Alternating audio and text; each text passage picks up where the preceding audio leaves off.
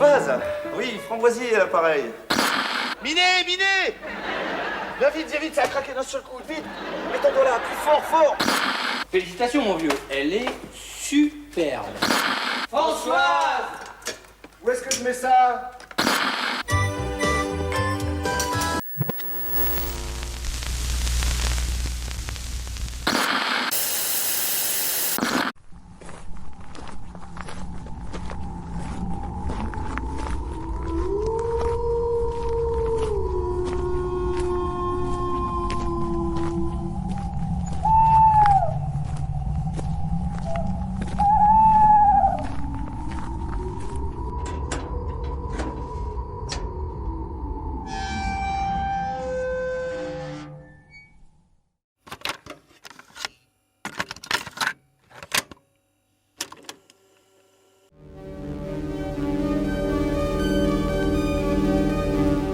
Dans la vie, il y a des séries qui reposent sur une écriture fine, des personnages attachants et un humour suffisamment intelligent pour ne pas prendre son public pour un troupeau de chèvres.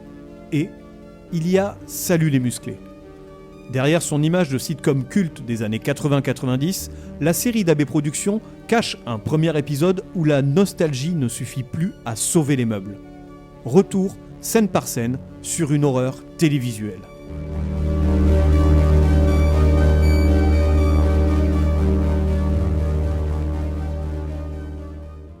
Après avoir regardé, ou plutôt subi Le miel et les abeilles, il était grand temps d'attaquer un autre monument, si ce n'est le plus grand monument fictionnel de la télévision française, Salut les musclés.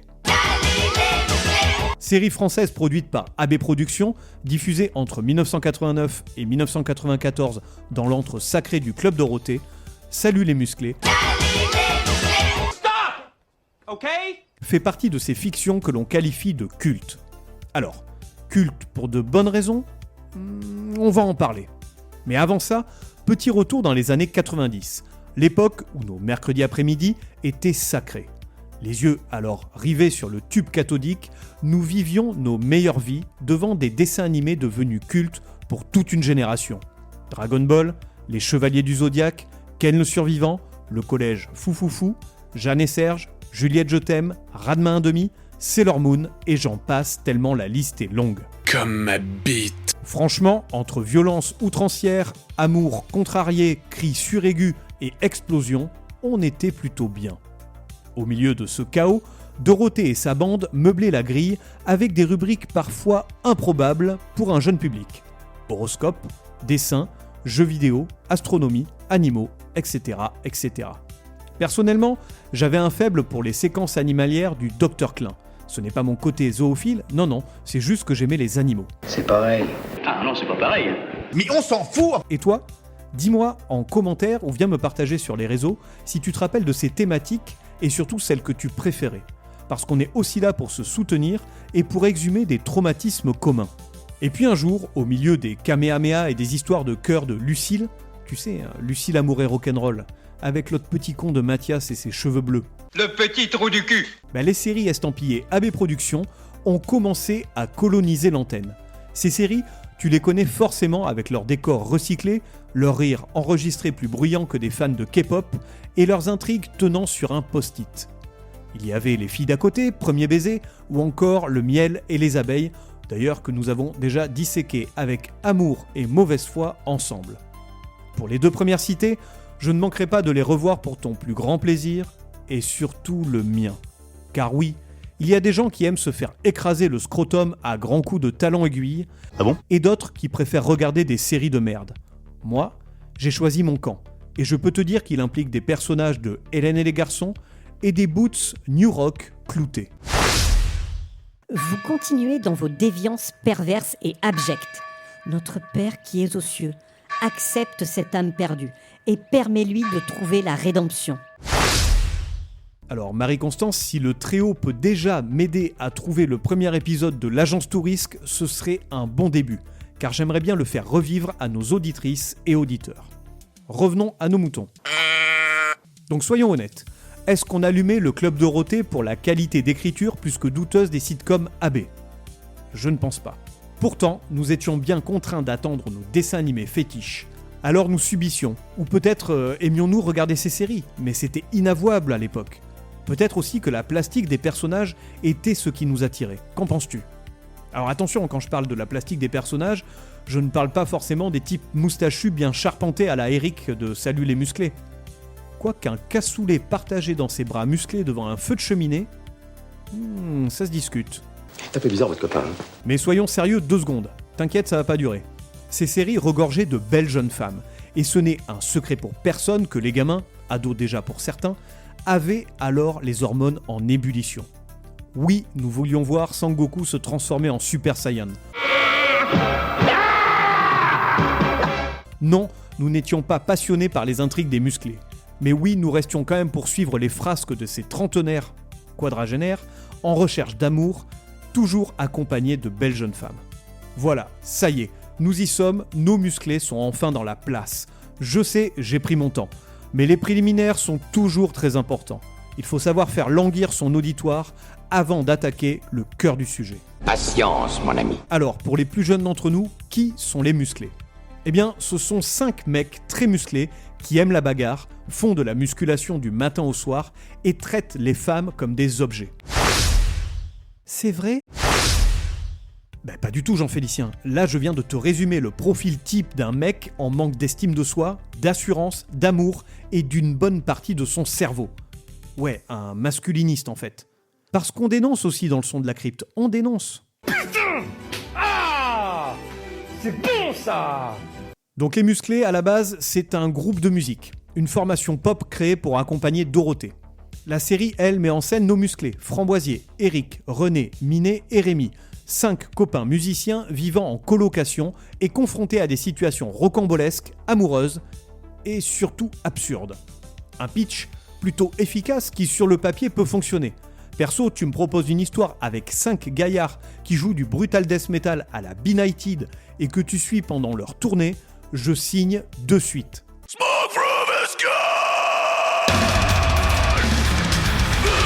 Mais ici, tu l'auras bien compris, on n'est pas vraiment dans le même courant musical. Et les aventures s'annoncent de suite moins rock'n'roll, avec de sérieuses lacunes en double pédale, blast beat et autres growls.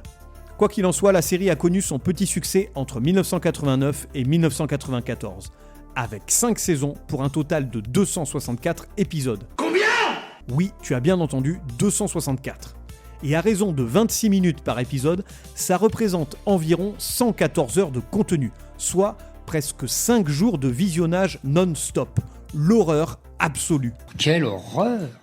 C'est horrible ça! Oh ta gueule! Malgré tout, Salut les musclés a marqué le paysage télévisuel français.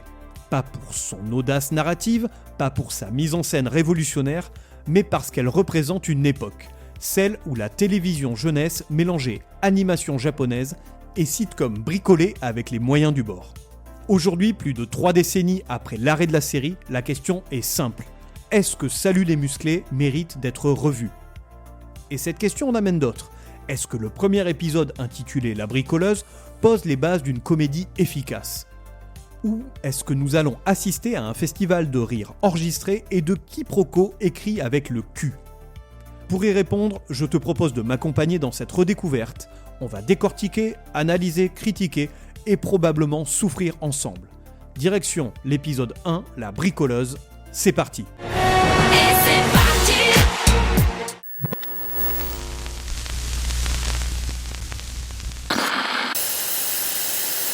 L'épisode s'ouvre sur un générique qui semble avoir été gracieusement réalisé par le stagiaire de 3e du collège du coin, avec le premier PowerPoint qui tournait sous Windows 3.0. Ouais, je sais, les dates ne coïncident pas totalement, mais tu as l'idée. C'est moche, c'est basique, ça enchaîne les photos en mode diaporama, les couleurs sont criardes, bref, ce qui se faisait de pire à cette époque. AB Productions ne s'embarrasse pas de sophistication. On est là pour identifier les visages, montrer quelques scènes cocasses ou pas, afficher les permanentes et lancer la machine. Le générique n'introduit pas une histoire, il ne fait que vendre un produit, celui des musclés. Et puis, il y a la chanson, le fameux thème culte de Salut les musclés. Ça suffit maintenant!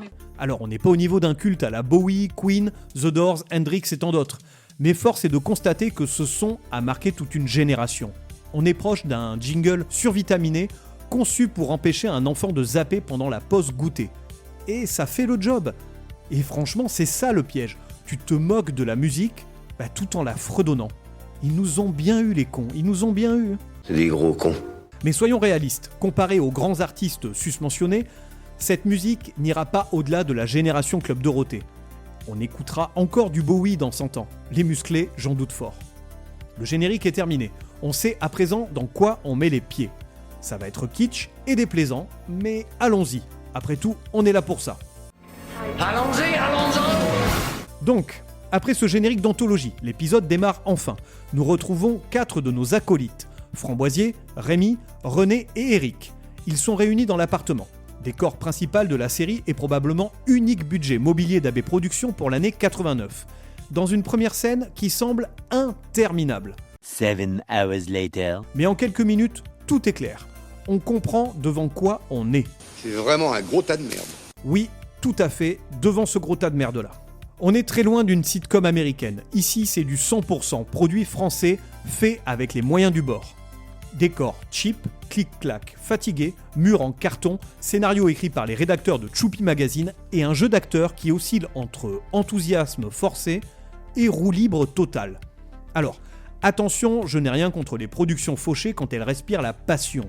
Mais ici, ça sent surtout la cadence industrielle en mode on produit vite, on remplit la grille du Club Dorothée. Pourtant, cette première scène tente des choses. Nos 4 gaillards multiplient les entrées et sorties de l'appartement pour récupérer des affaires oubliées avant de se rendre au cinéma. Ça rentre, ça sort, Ça s'en va et ça revient. on frôle un peu le vaudeville, mais le vaudeville du pauvre. Sur le papier, pourquoi pas, dans les faits, ça s'étire un peu. Beaucoup trop. C'est long. Finalement, Eric, René et Rémi partent au cinéma, laissant Framboisier, et ce pour son plus grand plaisir, car il n'attend qu'une chose, être seul. Ouais, j'en suis sûr qu'il va se mater un bon porno. Chez nous, tu sais, on fait ça en famille, pas besoin de mettre les autres à la porte. Ok, Jean-Clément. Décidément, il est temps que tu comprennes que tu peux garder pour toi tes mœurs si particulières. Tu sais, il est bon parfois d'avoir son petit jardin secret. Vous voulez vraiment qu'on parle de ça? Oh non, c'est votre petit jardin secret. Oui, j'ai autant envie. Donc non, Framboisier n'a pas une soudaine envie de se pignoler. Ce terme est affreux. Nous sommes quand même devant une sitcom familiale. On reste soft. Il veut simplement téléphoner à une certaine Françoise. Car oui, Framboisier est présenté dès cette première scène comme le romantique du groupe. Il attendait le départ de ses colocataires pour inviter cette mystérieuse femme sans avoir à la présenter aux autres. On pose donc le premier enjeu de l'épisode. Framboisier va-t-il réussir à garder Françoise secrète ? Franchement, le suspense est insoutenable. À présent, tout est en place. Un secret, des colocataires envahissants, un lieu unique et un quiproquo qui ne demande qu'à éclore. La suite approche et quelque chose me dit que la tranquillité de Framboisier ne va pas durer très longtemps. La scène suivante nous montre un Framboisier surexcité à l'idée de recevoir sa nouvelle conquête.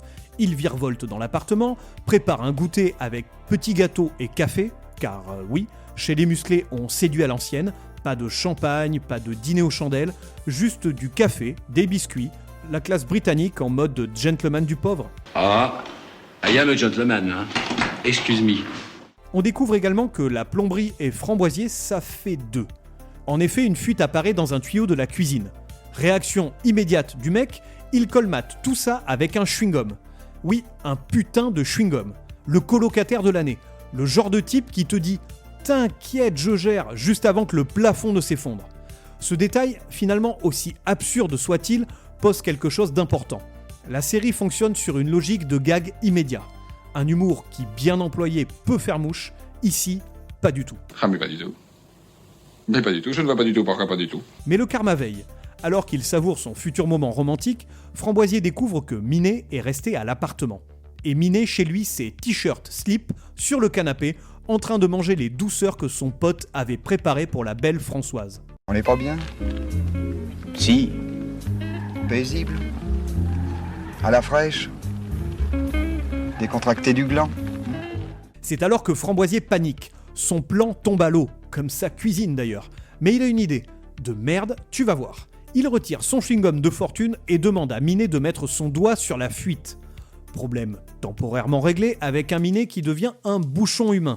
Sauf que, rebondissement, tiens-toi bien, car de retour au salon, Framboisier découvre que René est lui aussi revenu et a commencé à taper dans les gâteaux.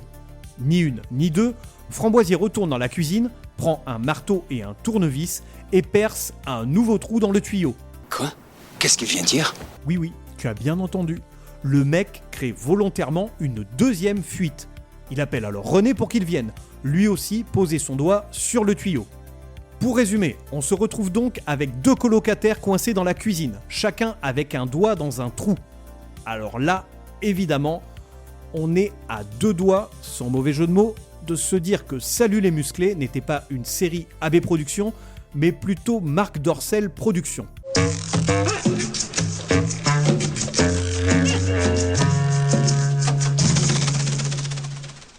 Retour en cuisine, Minet et René sont toujours coincés, chacun avec un doigt planté dans un tuyau. 2 possibilités. Soit ce sont des amis d'une loyauté absolue, soit ce sont 2 bons gros cons. Pour ma part, j'ai fait mon choix, c'est la seconde option. Pendant ce temps, Framboisier savoure son salon enfin libéré. Enfin, presque. Car voilà qu'Éric revient à son tour. Donc nouveau plan, nouveau sabotage. Framboisier décide d'aller casser quelque chose à l'étage pour l'occuper. Oui, on en est là. Saboter son propre appartement pour préserver un rendez-vous galant. Je ne sais pas qui est cette Françoise, mais elle doit valoir très très cher au mètre carré vu l'investissement immobilier. Évidemment, comme toute bonne mécanique répétitive, Rémi, le dernier de la troupe, fait lui aussi son retour. Oh non, pas lui. C'était sûr, on l'attendait presque comme un jump scare dans un film d'horreur un peu trop prévisible. Prenant toujours ses potes pour des abrutis, Framboisier fait un 3e trou dans la tuyauterie. À ce stade, on peut parler d'attaque terroriste sur le réseau hydraulique de la cuisine des musclés. Et là, bouquet final. Minet réussit l'exploit de se coincer le doigt dans le robinet. On atteint un tel niveau de débilité que ça en devient fascinant. J'ai l'impression d'être un anthropologue en train d'observer et d'analyser une peuplade de débiles profonds. Le bataillon des débiles mentaux en première ligne. Tout à coup, la sonnette retentit. Françoise est là. Framboisier se précipite, remet la table basse en place, respire un grand coup et ouvre la porte. Alors, comment dire ? Françoise est plutôt normale. Pas banale non plus, pas moche, mais ni un mannequin ni une bombe atomique. Se posent alors plusieurs questions. Pourquoi tout ce cirque ? Pourquoi la cacher ? Pourquoi transformer l'appartement en chantier naval ? J'espère qu'on aura l'explication par la suite, parce qu'à part trouver une excuse pour créer un semblant de scénario à l'épisode, je ne vois pas l'intérêt. Aucun intérêt. Framboisier enchaîne alors les mensonges improbables pour cacher ses colocs. Il lui parle d'un bébé présent dans l'appartement, ce qui expliquerait qu'il faille chuchoter. Pourquoi pas ? Françoise, elle, n'en a strictement rien à carrer, car dès qu'elle aperçoit les gâteaux, elle fonce s'installer sur le canapé et commence à se servir. Non mais la meuf sans gêne, qui dans 2 secondes va aller poser sa pêche quand elle aura appris que Framboisier a nettoyé les toilettes. What ? Malgré tous les subterfuges de Framboisier, elle décide de rester. Et quand elle apprend qu'il y a une fuite d'eau dans la cuisine, place au twist de dingue. Françoise révèle sa passion, le bricolage. Et là, on comprend que le titre de l'épisode, La bricoleuse, n'était pas une menace en l'air. Framboisier vient peut-être d'inviter Bob le bricoleur en version talon-aiguille chez lui. Scène suivante, Framboisier est contraint d'aller chercher la caisse à outils de Françoise dans sa voiture. Pendant ce temps, dans la cuisine, alors que Minet, René et Rémi tiennent toujours leurs postes respectifs, à savoir un doigt dans chaque fuite, Françoise les découvre en pleine séance de plomberie humaine. Réaction immédiate des 3 gus, des sifflements. Alors, c'est ici les fuites ? Il faut croire que dans l'univers de Salut les musclés, la psychologie masculine tient en une seule phrase. Homme, voire jolie femme, homme sifflé. Ah, les bons gros bofs quand même. On sent l'écriture qui date d'une époque où ce genre de réaction était présenté comme charmant, voire naturel.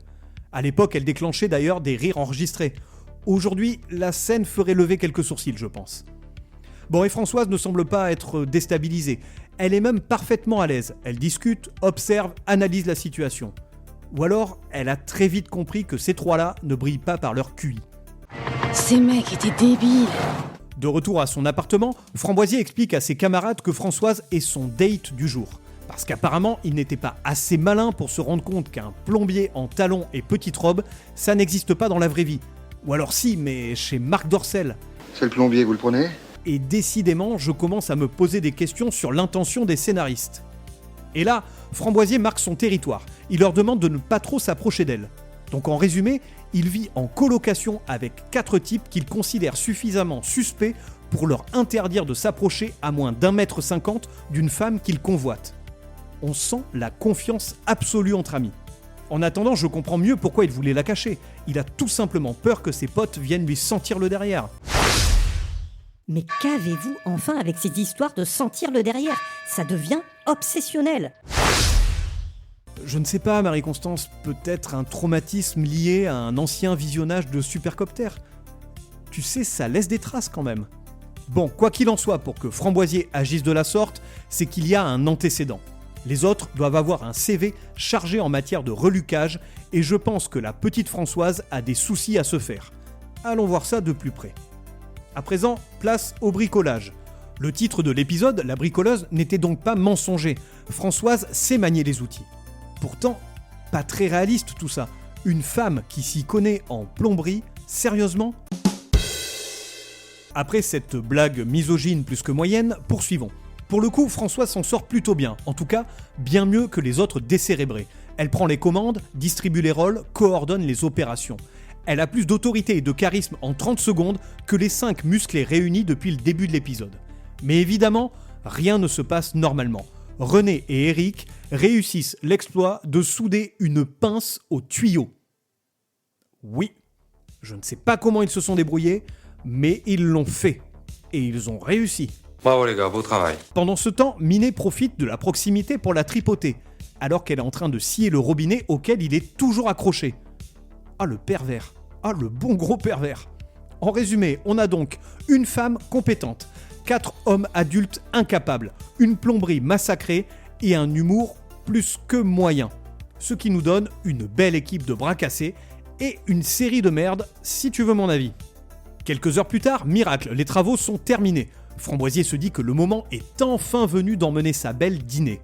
Mais oui, l'espoir renaît, l'amour triomphe, la plomberie est vaincue. Notre peuple vaincra! Erreur de débutant, ma petite Framboise. Tes copains, à ce stade, c'est à se demander s'ils le sont encore, complotent dans ton dos et te la font à l'envers. Ils la jouent novice, paniquée et insinuent qu'il reste encore plein de travaux à faire. Une fissure au mur, le compteur électrique qui fait des siennes, un meuble bancal, bande de gros bâtards. Oh, you little bastards! Résultat, Françoise, trop gentille pour abandonner ses grands-enfants, propose de rester pour les aider. Et là, je commence à avoir de la peine pour Framboisier. Ses propres potes jouent aux mouches à merde autour de sa copine. Oui, une analogie certes pas très flatteuse pour Françoise, mais tu vois l'idée. Et pour tout te dire, à ce stade de l'épisode, je sens poindre un phénomène bien connu des fidèles du son de la crypte. Le curseur de l'échelle d'emmerdement commence à taquiner le plafond. Si tu ne vois pas de quoi je parle, je t'invite à aller voir sur le site de la crypto-série, sur l'article justement sur Salut les musclés. Tu pourras trouver l'échelle d'emmerdement, tu vas voir, c'est assez sympa. Bon, on n'est pas encore dans la stratosphère du supplice audiovisuel, mais on flirte dangereusement avec la zone rouge. Les gags s'étirent et ne me font pas rire, les situations se répètent inlassablement, et les personnages deviennent de plus en plus antipathiques. Et moi, je commence à regarder ma montre en me demandant combien de temps il reste avant la délivrance. Et je te rassure, on approche de la fin. Eh ben c'est pas trop tôt. Donc, enchaînons vite car je n'en peux plus. Malheureusement, la série a décidé de poursuivre dans sa connerie. Et là, c'est le festival des demeurés. Rémi visse à l'envers. Alors oui, tu peux tout à fait être mauvais en bricolage, mais à 35 ans, on sait quand même dans quel sens il faut visser. René et Minet, eux, réussissent l'exploit de clouer une étagère au sol. Là, on est sur de la haute voltige en matière de débile profond. Eric découvre qu'un couteau à enduire ne fonctionne pas comme un couteau à viande. Et la palme revient à Framboisier qui trouve le moyen de se coincer dans le canapé-lit. Ah quand même. On n'est plus dans une sitcom là, on est dans une démonstration pédagogique sur l'échec de l'évolution humaine. Et évidemment, chaque intervention de Françoise donne lieu au même balai. Des mains qui traînent, des corps qui se rapprochent un peu trop, des regards appuyés gênants. Putain, les mecs, vous êtes de bons gros pervers bien dégueulasses. Aie pas honte, espèce de vieux cochon. Et puis arrive l'apothéose. On ne sait pas comment et surtout pourquoi, mais Françoise tombe dans le canapé-lit avec Framboisier. Oh putain! J'en viens même à penser que la physique elle-même refuse de croire à ce qu'il vient de se passer. Pour notre plus grand plaisir, on a droit à une explosion de rire enregistrée. Pourquoi ? Parce que c'est drôle, bordel. N'est-ce pas que c'est drôle ? Hein ? C'est rigolo. Oui, c'est rigolo. On se marre. Ah, ah, ah, je ris. J'en peux plus. Allons, du calme. Je me calme. Mais je n'en peux vraiment plus de ces séries de merde. Finissons-en. Après la démonstration de la bêtise humaine, Françoise reprend tout en main. Allongée sur le canapé, position stratégique, je dirais même posture de général en fin de bataille, elle distribue les ordres aux 5 gaillards. Et pour une fois, c'est un juste retour des choses. Les musclés exécutent, obéissent, transpirent et réfléchissent un peu. La dynamique s'inverse enfin. Celle qu'on a réduite à un prétexte romantico-bricolo devient le seul cerveau opérationnel de l'appartement. La série essayerait-elle de nous dire quelque chose ? Y aurait-il un message progressiste camouflé sous 3 couches de rire enregistrées ? Personnellement, je penche pour l'accident scénaristique, mais au moins pendant 2 minutes, l'univers de Salut les musclés retrouve un semblant de finesse. L'épisode se termine une fois les travaux terminés. Framboisier et Françoise s'apprêtent enfin à aller manger. Ils ferment la porte et patatras, la porte tombe. Putain, ils ont osé. No, God, please, no! No! No! No! Françoise, stoïque, propose immédiatement de réparer tout ça. Framboisier, lui, comprend qu'il ne mangera jamais ce soir et que, soyons clairs, il peut se la mettre derrière l'oreille. Le tout est alimenté par des rires enregistrés tonitruants, comme s'il s'agissait de la série la plus drôle au monde. Et moi, je déroule la corde. Je la passe au-dessus de la poutre de mon garage. Je teste la solidité. La poutre cède. Non, Françoise, j'ai besoin d'aide!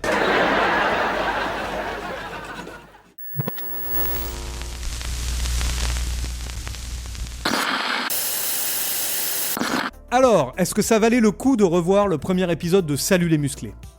Après Pour être libre, la série des 2B3, je ne pensais sincèrement pas pouvoir tomber plus bas. C'était sûrement naïf de ma part. Car voilà, Salut les musclés est arrivé. Une fiction qui réussit l'exploit d'emmener le concept même de sitcom au tréfonds des abysses. Là où l'écriture scénaristique n'existe plus, le talent des comédiens est englouti dans la vase et où la mort rôde. Les aspects positifs de cet épisode. Eh bien d'habitude, en cherchant bien, en me forçant un peu, je parviens toujours à te dégoter 1 ou 2 éléments positifs. Un détail, une réplique, un truc sympa. Mais là, rien. Le néant. Y'a rien à aller. Cette série est l'encéphalogramme plat de la création télévisuelle. Même en trichant, je ne peux pas inventer une qualité qui n'existe pas. Pour les aspects négatifs de cet épisode, attends, je vais chercher ma combinaison d'égoutier parce que là, je vais t'en remonter de la merde. Et vous, Paul ? Quand vous est venu le coup de la merde ? Tout d'abord, le jeu d'acteur est catastrophique. Je veux bien croire qu'ils surjouent volontairement, qu'ils en font des caisses, mais à force, ça en devient gênant. On a l'impression de voir des gamins de 8 ans coincés dans des corps de quadragénaires, et non pas l'inverse. L'intrigue est nulle à chier, il n'y a pas d'autre mot, c'est vide, on se fait chier. L'épisode tient sur un post-it et encore écrit au Posca. Le sous-texte est profondément malaisant. 5 gars mignons qui jouent les bêtas devant la seule femme de l'épisode, sauf qu'ils la collent comme des chiens en rut sur la jambe de leur maître. Oui, c'était une autre époque, mais à plusieurs moments, on a davantage l'impression d'assister aux prémices d'un très mauvais film porno qu'à une sitcom familiale. Le décor, oui, même le décor mérite sa pelletée. Tout sonne faux, tout est en carton. Pour un épisode centré sur des travaux, c'est presque ironique. Ils effleurent un mur et ils menacent de se plier comme un décor de kermesse. Et surtout, où est la musique des musclés ? Où est la merguez partie ? C'est la merguez partie, tant bien l'adresse, c'est pas fini. Pour conclure, tu l'auras compris, je ne recommande absolument pas de voir ou revoir le premier épisode de Salut les musclés. À l'éternelle question, vais-je poursuivre le visionnage ? Eh bien, je préfère me faire fesser à coups de poêle à frire pendant 1 mois entier que de replonger dans l'univers de cette bande de troufions. Est-ce que c'est clair ?